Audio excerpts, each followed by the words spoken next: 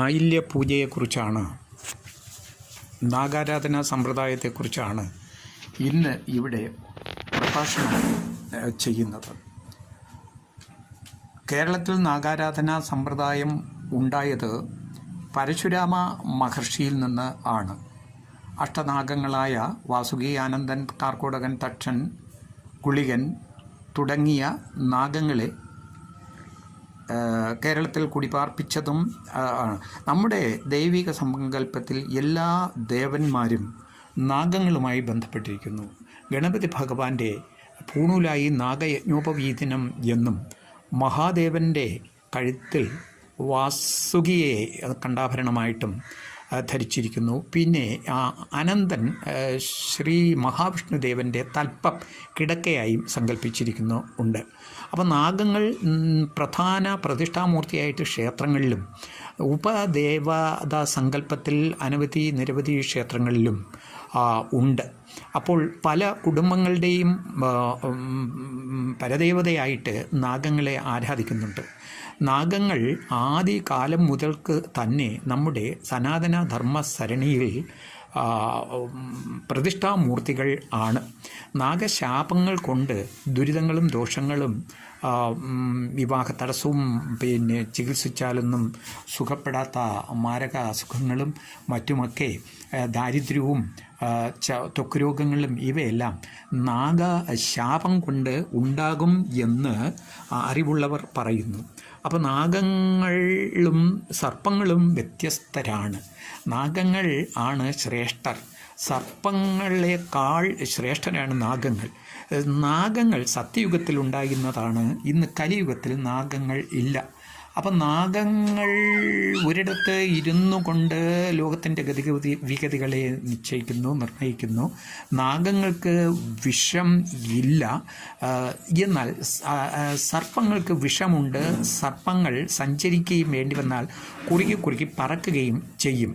അപ്പം നാഗങ്ങൾക്ക് 1, 3, 5, 7, 9 തുടങ്ങിയിട്ടുള്ള ഒറ്റ സംഖ്യയിൽ അവസാനിക്കുന്ന നിരവധി പത്തികൾ, ഭണങ്ങൾ നാഗങ്ങൾക്കുണ്ട്. എന്നാൽ സർപ്പങ്ങൾക്കാകട്ടെ ഒരു ഭണമേ ഉള്ളൂ. മാത്രവുമല്ല, നാഗങ്ങൾക്ക് വിഷം ഇല്ല, സർപ്പങ്ങൾക്ക് വിഷം ഉണ്ട്. നാം ഇന്ന് കാണുന്നത്, ഈ കലിയുഗത്തിൽ കാണുന്നത് നാഗങ്ങളെയല്ല, സർപ്പങ്ങളെ ആണ്. അപ്പോൾ മണ്ണാറശാല, പാമ്പമ്മേക്കാവ്, നാഗർകോവിൽ തുടങ്ങിയ ക്ഷേത്രങ്ങൾ നാഗാരാധനയ്ക്ക് പ്രസിദ്ധങ്ങൾ ആണ്. അപ്പോൾ നാഗർകാവുകളെ കിളയ്ക്കുക, നാഗർകാവുകൾ കയറി മരങ്ങൾ വെട്ടി നശിപ്പിക്കുക, നാഗക്കുഞ്ഞുങ്ങളെ നശിപ്പിക്കുക, നാഗർകാവിൽ ദോഷങ്ങളുണ്ടാക്കുക, നാഗർകാവിൽ മലമൂത്ര വിസർജനം നടത്തുക, നാഗർകാവിൽ വെച്ച് സ്ത്രീപുരുഷ മൈഥുനം നടത്തുക എന്നിവയൊക്കെ നാഗശാപങ്ങൾക്ക് കാരണങ്ങളാണ്. അപ്പോൾ 25 വർഷം മനുഷ്യൻ്റെ പാദസ്പർശം ഏറ്റിട്ടില്ലാത്ത ഏതൊരു ഭൂപ്രദേശവും നാഗങ്ങൾക്ക് അർഹതപ്പെട്ടതാണ്. മനുഷ്യർക്ക് പിന്നെ അവിടെ സ്ഥാനമില്ല എന്നാണ് സങ്കല്പം. അപ്പം നാഗങ്ങൾ ആകാശത്തും ഭൂമിയിലും ജലത്തിലും ആകാശത്തിലും കരയിലും നാഗങ്ങൾ ഉണ്ട്. നാഗങ്ങളുടെ സ്ഥാനം ഈ 14 ലോകങ്ങളിൽ ഭൂമിക്ക് താഴെ 7 ലോകങ്ങൾ ഉള്ളതിൽ അതലം, സുതലം, തലാതലം, മഹാതലം, രസാതലം, പാതാളം എന്ന് പറയുന്ന പാതാളത്തിലാണ് നാഗങ്ങളുടെ വാസസ്ഥലം. അപ്പം നാഗങ്ങളിൽ ഏറ്റവും ശ്രേഷ്ഠനായത് തീർച്ചയായിട്ടും വാസുകി തന്നെയാണ്. ആ നാഗങ്ങളുടെ അമ്മയുടെ പേര് കദ്രുമാതാവെന്നാണ്. ഈ കദ്രുമാതാവിൻ്റെയും നാഗങ്ങളുടെയും ശത്രുവാണ് വിനിതാദേവിയും വിനിതാദേവിയുടെ മക്കളായ ഗരുഡനും. അപ്പോൾ ഈ നാഗങ്ങളുടെ ഉൽപ്പത്തിയെക്കുറിച്ച് പുരാണങ്ങളിൽ പറയുന്നത്, കശ്യപ പ്രജാപതി മക്കളില്ലാതിരുന്ന വിനിതാദേവിക്കും കദ്രുമാതാവിനും മുട്ടകൾ കൊടുത്തു എന്നാണ്. അപ്പോൾ ഒരാളിന് കദ്രുമാതാവിന് 1 മുട്ടയും വിനിതാദേവിക്ക് 2 മുട്ടയും കൊടുത്തു. ആദ്യം വിരിഞ്ഞത് ഈ കദ്രുമാതാവിൻ്റെ കയ്യിലിരുന്ന മുട്ടയാണ്. അത് ഒരു ആയില്യം നാളിൽ വിരിഞ്ഞ്, അന്നാണ് ഡേറ്റ് ഓഫ് ബർത്ത് എന്ന് പറയുന്ന നാഗങ്ങളുടെ ജന്മനക്ഷത്രം.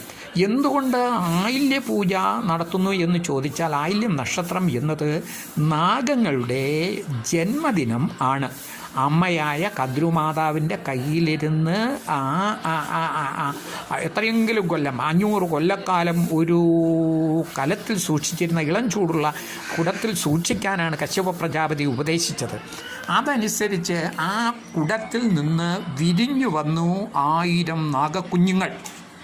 ഇത് കണ്ട് കദ്രുമാതാവിന് മക്കളുണ്ടായി, നാഗങ്ങളുണ്ടായി. ഇത് കണ്ട് വിനിതാദേവിക്ക് 2 മുട്ട കിട്ടി. വിനിതാദേവിയുടെ മുട്ട വിരിയാത്തത് കൊണ്ട് അവർ ധൃതി പിടിച്ച് ഒരു മുട്ടയെ ഇങ്ങനെ പൊട്ടിക്കുകയും അതിൽ നിന്ന് പകുതി പ്രായപൂർത്തിയായ പിന്നെ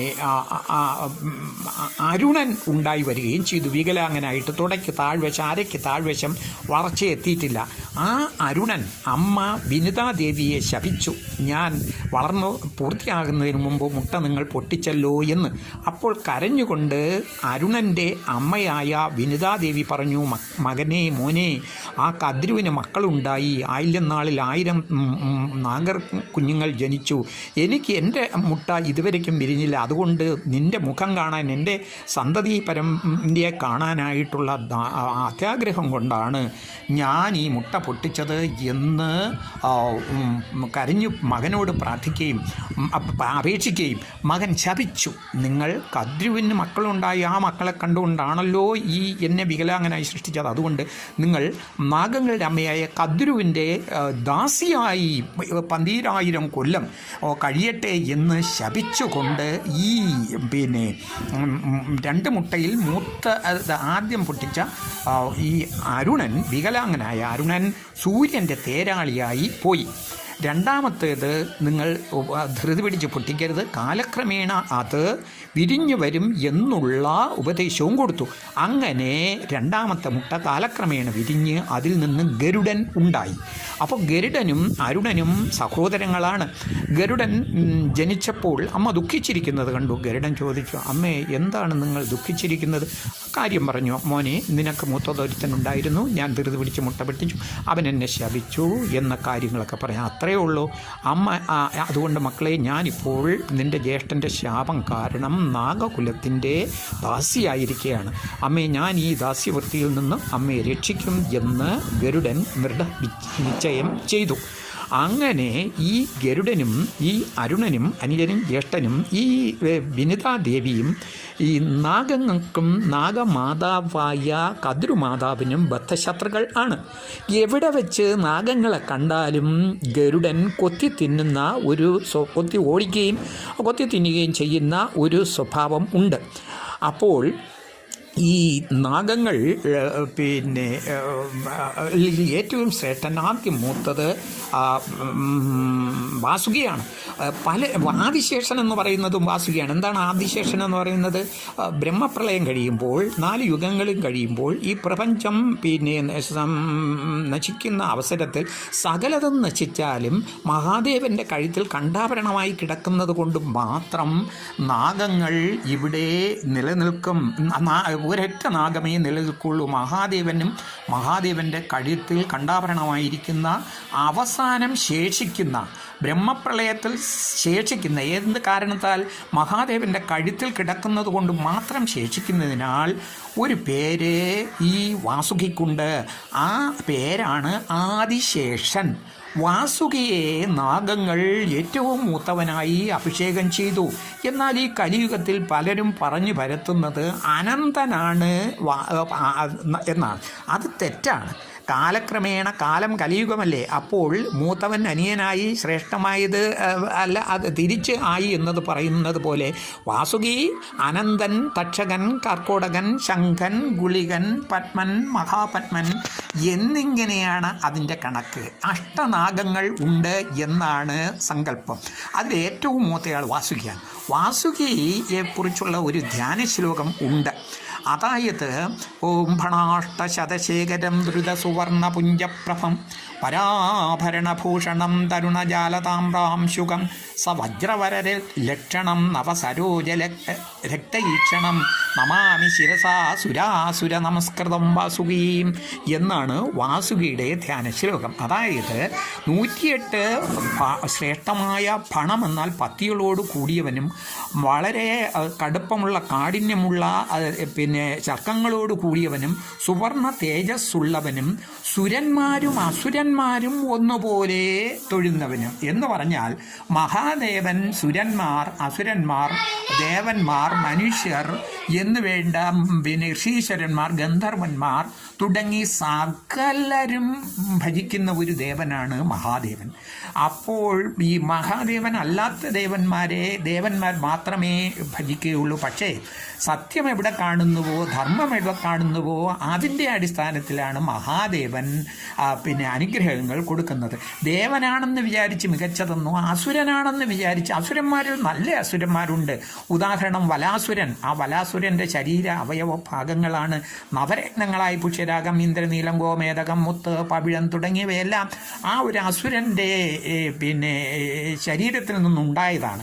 അതിന് കഥ വേറെയുണ്ട്, ഇരിക്കട്ടെ. അതുപോലെ തന്നെ മഹാബലി അസുരനാണ് എന്ന് വിചാരിച്ച് നമ്മൾ തിരുവോണത്തിന് കണ്ടില്ലേ, മഹാബലിയെ പോലെ ഒരു നല്ല ഒരു ഭരണാധികാരി ഉണ്ടായിരുന്നു. അപ്പോൾ ഇവിടെ പറയുന്നത് അസുരനെന്നോ ദേവനെന്നോ ഭേദമില്ലാതെ, അസുരനായാലും മനുഷ്യനായിരുന്നാലും ഋഷീശ്വരനായിരുന്നാലും ഗന്ധർവനായിരുന്നാലും കിന്നരനായിരുന്നാലും കിംപുരുഷനായിരുന്നാലും സ്വർഗലോകവാസികളായിരുന്നാലും പാതാളവാസികളായിരുന്നാലും ധർമ്മം എവിടെ പ്രവർത്തിക്കുന്നുവോ, ധർമ്മം ആര് ചെയ്യുന്നുവോ അതിനെ അടിസ്ഥാനപ്പെടുത്തി അനുഗ്രഹങ്ങൾ കൊടുക്കുന്ന ഒരു ദേവനായതുകൊണ്ട് ദേവന്മാരെ സുരന്മാരും, സുരൻ എന്ന് പറയാൻ ദേവൻ, അവരുടെ ശത്രുക്കളാണ് അസുരന്മാർ. അപ്പോൾ അസുരന്മാരും ദേവന്മാരും ഒന്നുപോലെ തൊഴുന്ന എന്നാണ് സുരാസുര നമസ്കൃതം വാസുകീം എന്ന വാക്കിൻ്റെ ധ്യാനത്തിൻ്റെ അർത്ഥം. അപ്പോൾ പല ശിവക്ഷേത്രങ്ങളിലും നമ്മൾ വാസുകിയെ ആണ് സങ്കല്പിച്ച് പ്രതിഷ്ഠിച്ചിരിക്കുന്നത്. അവിടെ അത് മറന്നുകൊണ്ട് ഓം അനന്തായ നമ തുടങ്ങിയ അനന്തൻ്റെ ധ്യാന ശ്ലോകങ്ങൾ കിട്ടിയാൽ ആ അനന്തമൂർത്തിയും അതിൽ സംപ്രീതരാവുകയില്ല, ഈ വാസുകി നാഗവും അവിടെ സംപ്രീതരാവുകയില്ല. അപ്പോൾ ഓം ഫണാഷ്ട ശതശേഖരം എന്ന് പറഞ്ഞാൽ ഫണം 10, അഷ്ടം 8, ശതം 108 ഫണങ്ങളോടുകൂടിയ പത്തികളോടുകൂടിയ ഓം ഫണാഷ്ട ശതശേഖരം ദുരിത സുവർണ പുഞ്ചപ്രഭം. അർത്ഥം നല്ല ഉലയിൽ ഊതിക്കാച്ചിയ പൊന്നിൻ്റെ നിറമുള്ള എന്നാണ് ദുരിത സുവർണ പുഞ്ചപ്രഭം. വരാഭരണഭൂഷണം, ഇടത് കൈകും മലർത്തി വരം അഭയമുദ്രയും, മരണഭയത്തിൽ നിന്നും വിഷസർപ്പഭയത്തിൽ നിന്നും ആപത്ത് മരണത്തിൽ നിന്നും ഭയം വേണ്ട, അതാണ് അഭയം. ഇടത് കൈ കൊണ്ട് ഈ വാസുകി ചൈതന്യം, ശിവചൈതന്യം മഹാദേവൻ്റെ കഴുത്തിൽ കിടക്കുന്ന വാസുകീനാഗം ഇടത് കൈ മലർക്കെ കാണിച്ച് ഭയം ഏതുമേ വേണ്ട അഭയമുദ്രയും. വലത് കൈ കൊണ്ടു നാഗരാജാവേ നമസ്തുതേ, നാഗരാജായ നമ, നാമകമാതാവ് നമ, ആയില്യങ്കാവിൽ അമ്മേ നമ എന്ന് പ്രാർത്ഥിക്കുമ്പോൾ വലത് കൈ ഇങ്ങനെ കാണിച്ച് അനുഗ്രഹം തഥാസ്തു, അങ്ങനെ തന്നെ ഭവിക്കട്ടെ എന്ന് ഭക്തജനങ്ങൾക്ക് അനുഗ്രഹമുദ്ര കൊടുക്കുന്നതിനെയാണ് ഇവിടെ അഭയവര മുദ്ര എന്ന് പറയുന്നത്. അപ്പോൾ ഫണാക്ഷ ശതശേഖരം ദുരിത സുവർണ പുഞ്ചപ്രഭം വരാഭരണഭൂഷണം തരുണജാല താമ്രാംശുകം സവജ്രവരലക്ഷണം, വജ്രത്തിൻ്റേതുപോലുള്ള കാഠിന്യമുള്ള കടുപ്പമുള്ള ശരീരത്തോട് സവജ്രവരലക്ഷണം നവസരോജരക്തീക്ഷണം, നല്ല പുതിയ ചെന്താമരയുടെ ആ ശോഭയുള്ള നവസരോജരക്തീക്ഷണം നമാമി ശിരസാ സുരാസുര നമസ്കൃതം വാസുകീം. അങ്ങനെ ഇപ്രകാരമുള്ള ഗുണങ്ങൾ കൂടാതെ സുരന്മാരും അസുരന്മാരും ഒന്നുപോലെ നമിക്കുന്നവനുമായ മഹാദേവന്റെ കഴുത്തിൽ കിടക്കുന്ന വാസുകിയെ ഞാൻ ധ്യാനിക്കുന്നു എന്നാണ് ഈ വാസുകി ധ്യാന ശ്ലോകത്തിൻ്റെ അർത്ഥം. അപ്പോൾ വാസുകി നാഗമാണ്. നേരത്തെ ഇവിടെ ഈ പ്രഭാഷണത്തിൻ്റെ തുടക്കത്തിൽ പറഞ്ഞു അസുരന്മാർക്ക് നാഗങ്ങൾക്ക് വിഷമില്ല, സർപ്പങ്ങൾക്കേ വിഷമുള്ളൂ എന്ന് പറഞ്ഞു. ഈ നാഗങ്ങളും സർപ്പങ്ങളും തമ്മിലുള്ള വ്യത്യാസത്തിനെ കുറിച്ച് പല ആളുകൾക്കും അറിയില്ല. അവർക്ക് ആകെ അറിയാവുന്നത് ഈ പാമ്പ് എന്ന് പറയുന്ന അത് മാത്രമേ അറിയാവൂ. പക്ഷേ ഇതിൻ്റെ ഉൽപ്പത്തിയിൽ ഇപ്പം നാഗങ്ങളുണ്ട്, സർപ്പങ്ങളുണ്ട്, പാമ്പെന്ന് പറയുന്നുണ്ട്, പിന്നെ ഉരകം എന്ന് പറയുന്നുണ്ട്. ഉരസ് കൊണ്ട് ഗമിക്കുന്നത് കൊണ്ടാണ് ഇതിനെ ഉരകം എന്ന് പറയുന്നത്. അപ്പോൾ ഈ നാഗങ്ങൾക്ക് വിഷമില്ല എന്ന് നേരത്തെ പറഞ്ഞുവല്ലോ. എന്നാൽ വാസുകി ഛർദ്ദിച്ചത് കാളകൂടമാണെന്നും മഹാദേവൻ്റെ കഴുത്തിൽ കിടക്കുന്ന വാസുകി ഈ നാഗമാണ്. പക്ഷെ നേരത്തെ പറഞ്ഞു നാഗത്തിന് വിഷമില്ല. ഇപ്പോൾ പറയുന്നു നാഗ ഛർദ്ദിച്ചാണ് പാലാഴി. അറിയാമല്ലോ, അസുരന്മാരും ദേവന്മാരും കൂടെ അമൃതെടുത്ത് കഴിക്കാൻ വേണ്ടി വാസുകിയെ പിന്നെ കയറാക്കി മന്ദരപർവ്വതത്തിനെ മത്താക്കി ദേവന്മാർ ഒരു വശത്തു നിന്നും അസുരന്മാർ മറ്റൊരു വശത്തു നിന്നും പാലാഴി കഴിഞ്ഞു അമൃതെടുത്ത് കുടിക്കാൻ നമ്മുടെ ആ ക്ഷിപ്രകോപിയായ പിന്നെ ദുർവാസാവ് മഹർഷിയുടെ ശാപത്തിൽ നിന്ന് രക്ഷ നേടുന്നതിന് വേണ്ടിയാണ് ഈ പിന്നെ പരിഹാരം പറഞ്ഞു കൊടുത്തു. ശാപം നിങ്ങൾക്ക് മരണം ഉണ്ടാവുകയില്ല, നിങ്ങൾ ഈ പാലാഴി കടഞ്ഞ്, അതെല്ലാവർക്കും അറിയാവുന്നതാണ്, ആ കഥയിലേക്ക് അങ്ങോട്ട് കടക്കുന്നില്ല. അത് കടഞ്ഞുകൊണ്ടിരുന്നപ്പോഴാണ് ഈ ഇത് വാസുകി ഛർദ്ദിച്ചത്. അപ്പോൾ സ്വദേവ ജന്മനാ തന്നെ വിഷമില്ലാതിരുന്ന ഈ വാസുകിക്ക് എങ്ങനെ വിഷമുണ്ടായി എന്ന് ചോദിച്ചാൽ, പണ്ട് പൃഥുമാലി എന്ന് പറഞ്ഞൊരു അസുരൻ ഉണ്ടായിരുന്നു. പൃഥുമാലി, പൃഥു കഥ എന്നെഴുതുന്ന ഥ. ആ പൃഥുമാലി എന്ന് പറയുന്ന അസുരൻ മഹാദേവനെ നേരിടുന്നതിനു വേണ്ടി തയ്യാറായി വന്നു. എന്താണ് അയാൾക്ക് അതിനുള്ള ധൈര്യവും പിൻബലവും എന്ന് ചോദിച്ചാൽ, ഈ കാളകൂടം എന്ന് പറയുന്ന വിഷമാണ് അയാളുടെ ചോര, രക്തം. അപ്പം നമ്മുടെ പുരാണങ്ങളിൽ 5 മഹാവിഷങ്ങളെ പറ്റി പറയുന്നുണ്ട്. ഏതൊക്കെയാണ്? ശൃംഗി, കാളകൂടം, മുസ്തകം, പുസ്തകമല്ല മുസ്തകം, ശൃംഗി, കാളകൂടം, മുസ്തകം, വത്സനാഭം, ശംഖകർണി എന്ന 5 വിഷങ്ങളുണ്ട്, ഘോരവിഷങ്ങൾ. അതിൽ ഒരു വിഷമാണ് കാലനെപ്പോലും സംഹരിക്കുന്ന എന്നർത്ഥമുള്ള കാളകൂടം എന്ന് മലയാളത്തിലും ഹാലാഹലം എന്ന് സംസ്കൃതത്തിലും പറയുന്ന ഈ വിഷം, കൊടും വിഷം. അതാണ് അയാളുടെ ബ്ലഡ്, ആരുടെ? പൃഥുമാലിയുടെ രക്തം. അങ്ങനെ ആ ധൈര്യം കൊണ്ട് മഹാദേവനെ സംഹരിക്കാമെന്ന് പറഞ്ഞ് യുദ്ധം ചെയ്തപ്പോൾ മഹാദേവൻ ശിവഭഗവാൻ ഒന്നും ചെയ്തില്ല, അനങ്ങയോ പോലും ചെയ്തില്ല. കഴുത്തിക്കിടക്കുന്ന അന്നേ വരെ വിഷമില്ലാതിരുന്ന ഈ നാഗമായ വാസുകി വന്ന് അതിനെ ഇയാളുടെ ശരീരത്തിൽ സക്കി എടുക്കാന്ന് പറയുമ്പോൾ സിറിഞ്ച് വെച്ച് ഇങ്ങനെ എടുക്കുന്ന പറഞ്ഞാൽ ഊറ്റി ഈ രക്തം മുഴുവനും ഈ നാഗമായ വാസുകി എടുത്തു. അങ്ങനെ വാസുകിക്ക് വിഷമുണ്ടായി. എന്താണ് അതിൻ്റെ പേര്? കാലനെ പോലും ദഹിപ്പിക്കുന്ന കാളകൂട വിഷമെന്നും പിന്നെ ഹാലാഹലമെന്ന് സംസ്കൃതം പറയുന്ന ഈ വിഷം. ആ വിഷം അങ്ങനെയാണ് അതേവരെ വിഷമില്ലായിരുന്ന നാഗങ്ങളുടെ ഏറ്റവും സമാദരണീയ ഏറ്റവും മുകളിലുള്ള പിന്നെ വാസുകിക്ക് ഇങ്ങനെ ഈ ഇത് ഉണ്ടാകാൻ കാരണം. ഏത്? ഈ വിഷത്തിൻ്റെ അംശം ഉണ്ടാകാൻ കാരണം. ആ വിഷത്തിനെയാണ് പാലാഴി കടഞ്ഞ സമയത്ത് അവിടെ ഛർദ്ദിച്ചത്.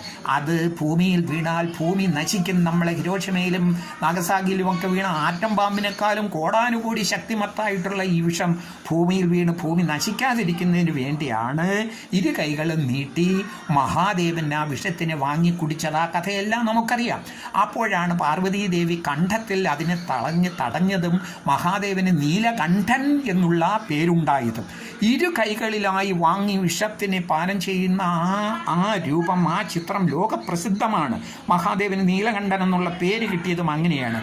അത് കൈകളിൽ ഏറ്റുവാങ്ങിയപ്പോൾ കൈകൾ നിറഞ്ഞു തുളുമ്പി ഒരു തുള്ളി ഒരു ചെടിയിൽ ചെന്ന് വീണു. ആ ചെടിയാണ് എരുക്ക് എന്ന് പറയുന്ന ആയുർവേദത്തിൽ ഏറ്റവും വലിയ സിദ്ധൌഷധമായതും വിഷം ഉള്ളതുമായിട്ടുള്ള ഒരു ചെടി. അതിൽ തെറിച്ച് അതിനങ്ങനെ ശിവ മാഹാത്മ്യ പൂജാ പുഷ്പങ്ങളിൽ ഏറ്റവും പ്രസിദ്ധമായ ഏറ്റവും പ്രാധാന്യമേറിയ 2 എണ്ണമാണ്. 2 അല്ല, യഥാർത്ഥത്തിൽ 3 എണ്ണമുണ്ട്. ഒന്ന് ഈ പിന്നെ നമ്മുടെ തുമ്പപ്പൂവ്, രണ്ടാമത് കൂവളം, മഹാദേവൻ്റെ 3 കണ്ണിന് തുല്യമായിട്ടുള്ള കൂവളം ഉണ്ട്. അടുത്ത് പറയുന്നത് എരുക്കിൻ പൂവാണ്. അപ്പോൾ എരുക്ക് സിദ്ധൌഷധമാണ്. എരുക്കിൻ്റെ ഇലയിട്ട് തിളപ്പിച്ച് ആറ്റി വെള്ളം തലയിലും കണ്ണിലും ഒന്നും വീഴാതെ ശരീരത്തിൽ തേച്ചാൽ ഏറ്റവും നല്ല സിദ്ധൌഷധം ആണ്. ഇന്ന് നമ്മുടെ മാർക്കറ്റിൽ കോടികൾ കൊയ്യുന്ന, നമ്മുടെ ടി വിയിലൊക്കെ പരസ്യം വരുന്ന ഒരു മരുന്നിൻ്റെ രഹസ്യം, ആ പേരൊന്നും പറയുന്നില്ല, മരുന്നിൻ്റെ പേരും പറയുന്നില്ല, അത് കോടിക്കണക്കിന് മിനിറ്റിന് എല്ലാ ചാനലുകളിലും ഉണ്ട്. അത് ഈ എരുക്കിൻ്റെ പിന്നെ അസംസ്കൃത വസ്തു എരിക്കാണ്. ആ എരിക്കിൻ്റെ കൂടെ ചെറിയ 1-2 പൊട്ടുമരുന്നുകളൊക്കെ കൂടി ചേർത്താണ് കോടികൾ വിട്ടുണ്ടാക്കുന്ന വേദനയ്ക്ക്, മുട്ടുവേദനയ്ക്ക് അതൊക്കെ എന്നൊക്കെ പറയുന്നത് ഇതാണ്. അതിരിക്കട്ടെ. അപ്പോൾ ഈ എരിക്കിൽ വീണ് എരിക്കിനങ്ങനെ ശിവ മാഹാത്മ്യം ഉണ്ടായി. എന്നിട്ട് ഒരു തുള്ളി ഭൂമിയിൽ വീണു. അത് എന്തോ ആഹാര സാധനമാണെന്ന് വിചാരിച്ച് അന്നേ വരെ വിഷമില്ലായിരുന്ന 3 ജീവജാലങ്ങൾ വന്ന് അതിനെ ഇങ്ങനെ രുചിച്ചു നോക്കി, ടേസ്റ്റ് ചെയ്തു നോക്കി. ആരൊക്കെയാണെന്നറിയാമോ അത്? തേള്, പാമ്പ്, ചിലന്തി. തേളിനും പാമ്പിനും ചിലന്തിക്കും വിഷം ഉണ്ടാകാൻ കാരണം മഹാദേവൻ്റെ കൈകളിൽ നിറഞ്ഞു തുളുമ്പിയിരുന്ന ഈ കാളകൂട വിഷത്തിൻ്റെ തുള്ളിയെ ആഹാരമാണെന്ന് വിചാരിച്ച് നമ്മുടെ അടുക്കളയിലൊക്കെ ഇങ്ങനെ പരിപ്പോക്കല്ലോ അരിമണിയോ ഒക്കെ ഉണ്ടെന്നോ ഇങ്ങനെ അന്വേഷിച്ച് നടക്കുമല്ലോ, ഉറുമ്പും ഒക്കെ. അങ്ങനെ ഈ ജീവജാലങ്ങൾ എന്തോ ആഹാര സാധനമാണെന്ന് വിചാരിച്ച് ഇതിനെ വന്ന് ടെസ്റ്റ് ചെയ്ത് നോക്കുകയും അങ്ങനെ അവയ്ക്ക് ഒരു കാര്യം, ഈ പ്രപഞ്ചത്തിൽ സൂര്യന് താഴെ അഖിലാണ്ട കോടി ബ്രഹ്മാണ്ടത്തിലും വിഷമുള്ള 3 ജന്തുക്കൾ എന്ന് പറയുന്നത് തേള്, പാമ്പ്, ചിലന്തി എന്നിവയാണ്. ഈ പാമ്പിൻ്റെ വിഷം മഹാ ഔഷധമാണ്, അറിയാമല്ലോ. അത് ഒരു മില്ലിക്ക് തന്നെ മില്ലി ലിറ്ററിന് പോലും ഭയങ്കര വിലയാണ്. അതിന് വനമായിട്ടൊക്കെ ആൻറ്റിവനമായിട്ടൊക്കെ അസംസ്കൃത വസ്തുവായതിന്. അപ്പോൾ അങ്ങനെയാണ് ഈ വിഷത്തിൻ്റെ. അപ്പോൾ നാഗാരാധന കൊണ്ട് നമുക്ക് ഒരുപാട് ഐശ്വര്യവും അനുഗ്രഹവും ഒക്കെ ഉണ്ടാകാറുണ്ട്. അപ്പോൾ പലരും പറയാറുണ്ട്, ഞാൻ നാഗങ്ങളെ ഒന്നും ചെയ്തിട്ടില്ല, എറിഞ്ഞിട്ടില്ല, അടിച്ചിട്ടില്ല, കൊന്നിട്ടില്ല, അതുകൊണ്ട് എനിക്ക് നാഗശാപം ഉണ്ടാവുകയില്ല എന്ന് പലരും പറയുന്നു. എങ്കിലും യഥാർത്ഥത്തിൽ നമ്മുടെ മുൻജന്മങ്ങളിൽ അറിഞ്ഞോ അറിയാതെയോ ചെയ്ത പാപങ്ങളും നാഗങ്ങളോട് ചെയ്ത പാപവും ഈ ജന്മത്തിൽ അതിൻ്റെ ശാപമായിട്ട് വരും എന്നാണ് അറിവുള്ള ആളുകൾ പറയുന്നത്. അപ്പോൾ ആയില്യം എന്ന് പറയുന്നത് നാഗങ്ങളുടെ ജന്മദിനമാണ്. നാഗങ്ങളുടെ മാതാവ് കദ്രു ദേവിയാണ്. കദ്രു ദേവിയുടെ കയ്യിലിരുന്ന് ഈ മുട്ട പൊട്ടി ആയില്യം നാളിൽ ജനിച്ചതുകൊണ്ടാണ് ആയില്യത്തിന് നമ്മൾ ഏറ്റവും എല്ലാ മാസവും ആയില്യമുണ്ട്. സകല മതസ്ഥരുടെയും കലണ്ടറിൽ ഡേറ്റിൽ ഓരോ മാസവും ആയില്യം എന്ന് രേഖപ്പെടുത്തിയേക്കും. പക്ഷേ ഈ ഓം നാഗരാജാവേ നമ, ഓം നാഗമാതാവേ നമ, ഓം നാഗകന്യകേ നമ, ഓം കദ്രുതനേരേ നമ, ഓം ആയില്യപൂജാരഞ്ജിതായ നമ, ഓം അഷ്ടനാഗദേവതകളേ നമ, ഓം വാസുകേ നമ, ഓം ശിവകണ്ഠാഭരണഭൂഷണായ നമ, ഓം ഓം ശിവരഞ്ജിതായ നമ, ഓം ധിരസനായ നമ. ധിരസനായ എന്ന് നാഗങ്ങളെ വിളിക്കും. ദി എന്ന് പറഞ്ഞാൽ 2 എന്നർത്ഥം. അപ്പോൾ ഈ എങ്ങനെയാണ് നാവ് 2ആയി കീറിയത്? നാഗങ്ങളുടെ നാക്ക് 2ആയിട്ട് ദിരസന, 2 രസന നാക്ക്. അതായത് ഈ രണ്ടാമത് ജനിച്ച അംഗവൈകല്യമൊന്നും ഇല്ലാതെ ജനിച്ച ഈ ഗരുഡൻ അമ്മയോട്, വിനിതയോട് പറഞ്ഞു, അമ്മേ, നിങ്ങളെ ഈ കുലത്തിൻ്റെ ദാസ്യവൃത്തിയിൽ നിന്ന് ഞാൻ മോചിപ്പിക്കും. അതിന് എന്ത് വേണമെങ്കിലും ഞങ്ങൾ അവർക്ക്, ഈ നാഗങ്ങൾക്ക് കൊടുക്കാം. അമ്മ സമാധാനമായിരിക്കൂ എന്ന് പറഞ്ഞ് ഗരുഡൻ നാഗലോകത്ത് ചെന്ന് നാഗങ്ങളെയൊക്കെ വിളിച്ചിട്ട് പറഞ്ഞു, നിങ്ങൾക്ക് എൻ്റെ അമ്മയെ ഈ ദുരിതത്തിൽ നിന്ന്, ഈ ദാസ്യവൃത്തിയിൽ നിന്ന് മോചിപ്പിക്കാൻ എന്താണ് തരേണ്ടത്? നിങ്ങൾക്ക് പ്രതിഫലം എന്ത് തരണം? അവർ പറഞ്ഞു, ഞങ്ങൾ ഒരിക്കലും മരിക്കാതിരിക്കുന്നതിന് വേണ്ടിയുള്ള അമൃത് ഞങ്ങൾക്ക് കൊണ്ടുവരണം. ശരി, അത്രയേ ഉള്ളൂ. അമൃത് ഇപ്പോൾ എവിടെയുണ്ട്?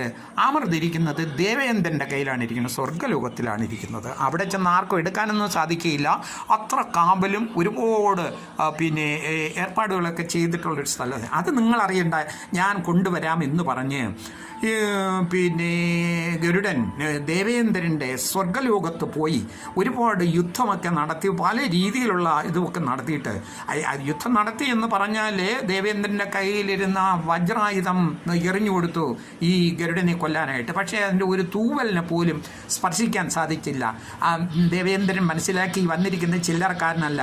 അപ്പോൾ ദേവേന്ദ്രൻ ഒരു ഒത്തീർപ്പ് വെച്ചു, ഗരുഡ, നീ വന്നത് നിൻ്റെ അമ്മയെ ദാസ്യവൃത്തിയിൽ നിന്ന് രക്ഷിക്കാനും ഈ അമൃതനെ നാഗങ്ങൾ കൊടുക്കാനാണ്. പക്ഷെ അവർക്ക് കൊടുക്കരുതത്.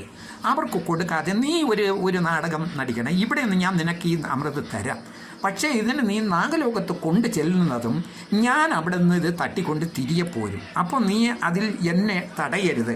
ആ കണ്ടീഷനിലാണെങ്കിൽ നിനക്ക് തൽക്കാലത്തേക്ക് ഒരു അല്പനേരത്തേക്ക് നിൻ്റെ അമ്മയെ ദാസ്യവൃത്തിയിൽ നിന്ന് രക്ഷിക്കാൻ വേണ്ടി നാഗലോകത്തേക്ക് പോകാൻ വേണ്ടി നീ അമൃത് കൊണ്ടുപോയി എന്ന് പറഞ്ഞ് കൊണ്ടുവന്നു. നാഗങ്ങളുടെ ലോകത്ത് കൊണ്ടുവന്നു. നാഗദേവതകളെ, നിങ്ങൾക്കിതാ എൻ്റെ അമ്മയെ ദാസ്യവൃത്തിയിൽ നിന്ന് ഞാൻ ഗരുഡൻ ഇതാ കൊണ്ടുവന്നിരിക്കുകയാണ്. നിങ്ങൾ എൻ്റെ അമ്മയെ ഇതിൽ നിന്ന് വിമുക്തമാക്കണം. നാഗങ്ങൾ നോക്കിയപ്പോൾ ശരി തന്നെയാണ്. അവർ പറഞ്ഞു, ശരി, ഈ അമൃത് കുടിക്കുന്നതല്ലേ, ഞങ്ങളൊരു കാര്യം ചെയ്യട്ടെ. ഈ ദേഹശുദ്ധിയോടുകൂടി വേണം അമൃത് കുടിക്കാൻ.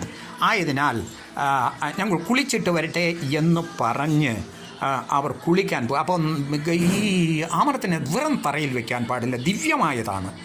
അപ്പോൾ ഈ കുറച്ച് ദർപ്പപ്പുല്ല് കൊണ്ടുവന്ന് അരമുള്ളതാണല്ലോ, രാകുന്ന അരമുള്ള, അത് നിരത്തി വെച്ചിട്ട് അതിൻ്റെ പുറത്ത് ഈ അമൃതനെ വെച്ചിട്ട് ഇവർ നാഗങ്ങൾ കുളിച്ചിട്ട് വന്ന് ഇതിനെ സേവിക്കാൻ വേണ്ടി പോയ തക്കം നോക്കി നേരെ ദേവേന്ദ്രൻ നേരത്തെ പറഞ്ഞതനുസരിച്ച് തന്നെ താഴെ ഇവിടെ ഈ നാഗലോകത്ത് വരികയും ഈ അമൃതിനെയും എടുത്തുകൊണ്ട് അവർക്ക് കുടിക്കാൻ ഉതകരുത് നാഗങ്ങൾക്ക് എന്നുള്ള ഉദ്ദേശത്തോടെ തിരിച്ചു പോവുകയും ചെയ്തു. നാഗങ്ങൾ കുളിച്ചിട്ട് വന്നപ്പോഴുണ്ട് ഈ സൂക്ഷിച്ചിരുന്ന ദർപ്പപ്പുല്ലിൻ്റെ പുറത്ത് സൂക്ഷിച്ചിരുന്ന ഈ അമൃത് കാണാനില്ല. തങ്ങൾ കബളിക്കപ്പെട്ടു എന്ന് മനസ്സിലാക്കി. എന്തായാലും അമൃതമോ കിട്ടിയില്ല. സ്വന്തം നാവ് കൊണ്ട് ആ അമൃത് സൂക്ഷിച്ചിരുന്ന ഈ ദർഭയിലെങ്കിലും നക്കാമെന്ന് പറഞ്ഞ് അങ്ങനെ അവരുടെ ആഗ്രഹ സാഫല്യം നടക്കേണ്ടതെന്ന് പറഞ്ഞ് അതിൻ്റെ പുറത്ത് ഇങ്ങനെ നക്കുകയും അതിന് അരമുണ്ടല്ലോ ദർഭയുടെ ഇലയ്ക്ക്, അങ്ങനെ ആ അരമുള്ള ഇതിൽ ആ നാവ് കൊണ്ട് നക്കിയപ്പോൾ രണ്ടായി നാഗങ്ങളുടെ നാവ് കീറുകയും ചെയ്തു എന്നാണ്. അപ്പോൾ അത് ഒന്ന് സോഫ്റ്റും ഒന്ന് ഹാർഡുമാണെന്നാണ് പറയുന്നത്. കാരണം ഈ സർപ്പബലിയൊക്കെ നടത്തുന്ന സ്ഥലത്ത് അലങ്കരിക്കാൻ കെട്ടിയിട്ടിരിക്കുന്ന ഈ പരുപരുത്ത മാവിലയും കെട്ടിത്തൂക്കും. നല്ല പശമയുള്ള സോഫ്റ്റായിട്ടുള്ള ഈ മാവിലയും കെട്ടിത്തൂക്കാറുണ്ട് അലങ്കാരമായിട്ട്. അപ്പോൾ ഈ അതിൻ്റെ പ്രതീകമായിട്ടാണ് നാഗം ഓം രണ്ട് രസന നാക്ക്, ഓം ദിരസനായ നമ എന്ന് നാഗങ്ങളുടെ അഷ്ടോത്തര നാമത്തിൽ ഒരു നാമമുണ്ട്. രണ്ട് നാക്കുള്ള എന്നാണ് അതിൻ്റെ അർത്ഥം. അങ്ങനെ മാത്രമല്ല ദർഭയ്ക്ക് പ്രാധാന്യമുണ്ടായതും ഇങ്ങനെയാണ്.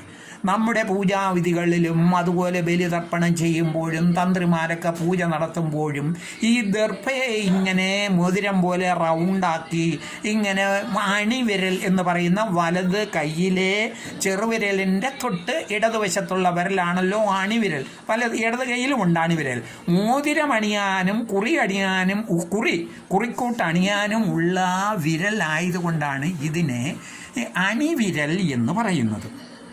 ഈ അണിവിരൽ പരിശുദ്ധമാകുന്നതിന് വേണ്ടി, പുണ്യകർമ്മങ്ങൾ അനുഷ്ഠിക്കുന്നതിന് വേണ്ടി ബലിതർപ്പണവും യാഗവും ഹോമവുമൊക്കെ നടത്തുമ്പോൾ തന്ത്രിമുഖ്യന്മാരും മറ്റുമൊക്കെ ഈ ദർഭയെ കൊണ്ട് ദർഭ കൊണ്ടുള്ള മോതിരം ഇടുന്നതിന് കാരണം ഇത്രയേറെ ചൈതന്യ മാഹാത്മ്യം ഈ ദർഭയ്ക്ക് ഉണ്ട് എന്നുള്ളത് കൊണ്ടാണ് ഈ അന്ന് മുതലാണ് ഈ ദർഭ ഈ പുല്ലിൻ്റെ പുറത്ത് വെച്ചതിൻ്റെ അന്ന് മുതലാണ് ദർഭയ്ക്ക് ഇപ്രകാരമുള്ള പ്രാധാന്യം ഉണ്ടായത്. അപ്പോൾ അങ്ങനെ ഈ ദർഭ, അതുപോലെ തന്നെ പട്ടുവസ്ത്രം, അതുപോലെ ഈ നവരത്ന മോതിരം, അതുപോലെ മാൻതോല്, പുലിത്തോല്, ഇതൊക്കെ ഇതിൻ്റെയൊക്കെ സാമീപ്യം കൊണ്ട് ഭൂമിയിലെ നെഗറ്റീവ് ഊർജം മാറിപ്പോവുകയും ആ നെഗറ്റീവ് ഊർജം നമ്മളിലേക്ക് ഇനി സംക്രമിക്കാതിരിക്കുന്നതിന് വേണ്ടി ഏറ്റവും പ്രധാനപ്പെട്ട ആ ലിസ്റ്റിൽ ഒന്ന് പറഞ്ഞില്ല, അതായത് രുദ്രാക്ഷം. രുദ്രാക്ഷം ധരിച്ചിരുന്നാൽ പോസിറ്റീവ് എനർജി നമ്മളിലേക്ക് പ്രവഹിക്കില്ല. 2, ദർഭയുടെ പുറത്ത് ഈ ദർഭയുടെ സാമീപ്യം കൊണ്ട് നമുക്ക് പിന്നെ മാൻതോല്, പുലിത്തോല്, പട്ടുവസ്ത്രം, മോതിരമുണ്ടല്ലോ, പുഷ്യരാഗം, ഇന്ദ്രനീലം, ഗോമേതകം, വൈഡൂര്യം തുടങ്ങിയിട്ടുള്ള ഈ ഇത്തരത്തിലുള്ള മോതിരം, അതിൻ്റെ മാഹാത്മ്യം വേറെയുണ്ട്. ഇനിയൊരവസരത്തിൽ ഇതെങ്ങനെ ഉണ്ടായി, ഈ നവരത്ന മോതിരങ്ങൾ നമ്മൾ ജുവലറിയിലൊക്കെ ചെന്ന് രത്നം വാങ്ങിക്കുമ്പോഴത്തേക്ക് പിന്നെ അതിൻ്റെ സമയ ദോഷത്തിനെ മാറ്റിത്തരുന്നതിന് വേണ്ടി ഓരോരോ രത്നങ്ങൾ നമുക്ക് അത് നമ്മുടെ ശരീരത്തിൽ സ്പർശിച്ചിരിക്കണം എന്നാണ്. സ്പർശിച്ചാൽ അതിൻ്റെ നമ്മളിലുള്ള ദോഷങ്ങൾ മാറിപ്പോകും. പോസിറ്റീവ് എനർജി നമുക്ക് അനുകൂല ഊർജ്ജം ഉണ്ടാവുകയും പ്രതികൂല ഊർജ്ജം മാറിപ്പോവുകയൊക്കെ ചെയ്യുന്നത്. അതിൽപ്പെട്ട ആ ലിസ്റ്റിൽ ഒരു സംഭവമാണ് ഈ പിന്നെ ദർഭ.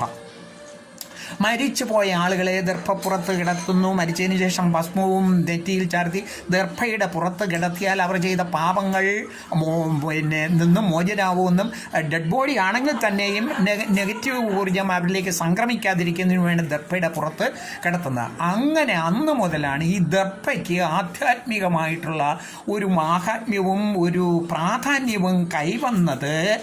ഈ അമൃത് കൊണ്ടുവന്ന് പിന്നെ ഗരുഡൻ നാഗലോകത്ത് വെച്ചതിൻ്റെ അന്ന് മുതലാണ് ഈ ദർഭയ്ക്ക് ഇത്രയേറെ പ്രാധാന്യം ഉണ്ടായത് എന്നാണ് പറയുന്നത്.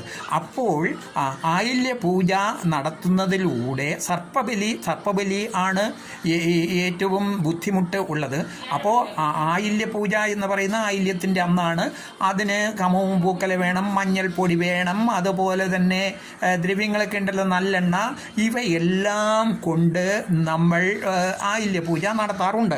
അപ്പോൾ ആദ്യമായിട്ട് അവയെ കുളിപ്പിക്കുകയാണ് അവരെ. നാഗരാജാവ്, നാഗമാതാവ്, നാഗകന്യക. യഥാർത്ഥത്തിൽ ആരാണ്? മിക്കവാറും എല്ലാ ക്ഷേത്രങ്ങളിലും ഈ 3 പ്രതിഷ്ഠ കാണാം. ഒന്ന് നാഗരാജാവ്, മറ്റൊന്ന് നാഗമാതാവ്, ഇനിയൊന്ന് നാഗകന്യക. ആരാണ് ഇത്? ഇതിനെ നാഗകുടുംബം എന്നാണ് പറയുന്നത്. യഥാർത്ഥത്തിൽ നാഗരാജാവ് എന്ന് പറയുന്നത് ശിവാംശം തന്നെയാണ്. ഓം നാഗരാജാവേ ശിവായ നമഃ. അപ്പം എന്തുകൊണ്ട് വിഷ്ണുദേവനല്ല, അനന്തനല്ല, ആദ്യം ഇരിക്കുന്ന നാഗരാജാവാണ്. അപ്പോൾ അനന്തനല്ല എന്ന് പറയാൻ കാരണം, അനന്തൻ വൈഷ്ണവത്തിൽ അങ്ങനെ ഒരു ഭാര്യയോ കുടുംബമോ ഉള്ള. ആദ്യം ഈ കുടുംബത്തിനെ പറ്റി പറയാം. ഇടതുവശത്തിരിക്കുന്ന നാഗരാജാവായ ശിവനും നടുക്കിരിക്കുന്നത് നാഗമാതാവായ പാർവതീദേവിയും അപ്പുറത്തിരിക്കുന്ന ഇവരുടെ രണ്ടുപേരുടെയും പുത്രിയായ നാഗകന്യകയുമാണ്. അപ്പോൾ കുടുംബ സങ്കല്പവും മക്കൾ എന്നുള്ള സങ്കല്പവും ശൈവത്തിലേ ഉള്ളൂ, വൈഷ്ണവത്തിൽ ഇല്ല. വിഷ്ണുദേവന് മകൻ ഉള്ള, പിന്നെ ശ്രീകൃഷ്ണ ഭഗവാന് മകനുണ്ട്, ശരി തന്നെയാണ്, അത് വൈഷ്ണവ അംശം തന്നെയാണെങ്കിലും ഈ മക്കൾ, കുടുംബം, ഭാര്യ, കുട്ടികൾ എന്നുള്ള ആ സങ്കല്പം ഉള്ളത് ശൈവത്തിൽ മാത്രം ആണ്. ആലോചിച്ച് നോക്കിയാൽ നമുക്കറിയാം. അപ്പോൾ ഓം നാഗരാജാവേ ശിവായ നമഃ, ഓം നാഗമാതാവേ ശ്രീ പാർവതി ദേവി നമ, ഓം നാഗകന്യകേ ശ്രീ ഭദ്രകാളി ദേവി നമ എന്നാണ് ഈ കുടുംബത്തിൻ്റെ 3 പ്രതിഷ്ഠയുണ്ടെങ്കിൽ അച്ഛൻ, അമ്മ, പിന്നെ മകൾ, ഇങ്ങനെ ഉള്ള സങ്കല്പത്തിലാണ് ഇരിക്കുന്നത്.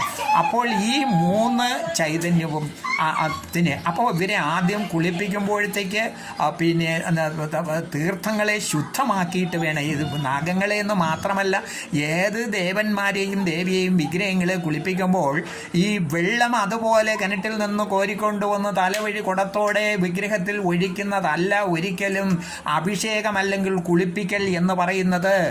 അങ്ങനെ കുളിപ്പിച്ചാൽ നമ്മുടെ